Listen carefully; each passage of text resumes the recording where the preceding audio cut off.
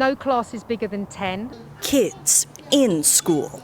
It's like walking into a little paradise, and it's one of the few in-person schools that are still doing in-person education. It's not a setup possible everywhere. Parents and teachers across the valley share with Fox 5 the benefits and challenges to bring children back in a classroom in a pandemic.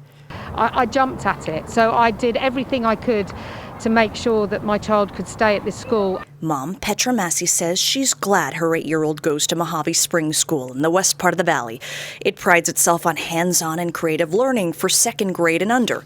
Classes are 10 or less children. No one except staff can come in. Kids have temperature checks, hand sanitizer, separate entrances, and staggered playtime. It's easier to get them to focus. It's easier to get them to be interested in what we're talking about, because we're not kids and they need each other. COVID is an evil sorcerer, and the only things that can defeat evil sorcerer COVID are Lady Soap and Sir Hand Sanitizer. Some of them are not big fans of hand sanitizer. I think the biggest thing that they have issues with is teachers that wear masks, because there's a lot of expression that they lose, and we've had to go bigger with our motions to get points across. You know, the kids are getting used to all of us having masks, but you know, kids are so adaptable and so flexible. Good morning! Hi guys! Elsewhere in Mojave Valley, CCSD school Perkins Elementary with 100+ kids welcomes kids back every single day. Every child must wear masks and social distance.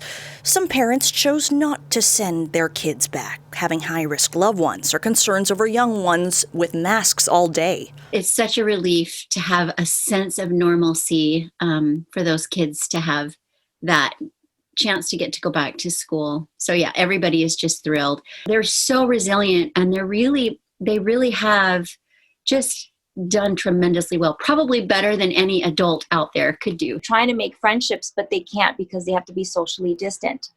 The same thing in the lunchroom. Diane O'Connor says her 9-year-old attends St. Anthony. She's grateful for childcare and in-person learning, but she says there are social challenges that can be jarring. My youngest, he's a hugger, and he's had to stop himself because he started crying and he didn't want to go to school. And I asked him, why don't you want to go to school? And he says, it's not fun anymore.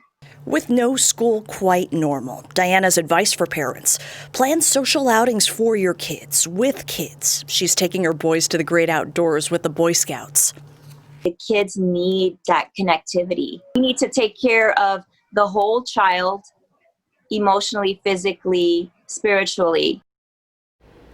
Bringing kids back to school is going to be a process. Teachers advise parents, just like distance learning's an adjustment, teachers say prepare for eventually one day going back to class.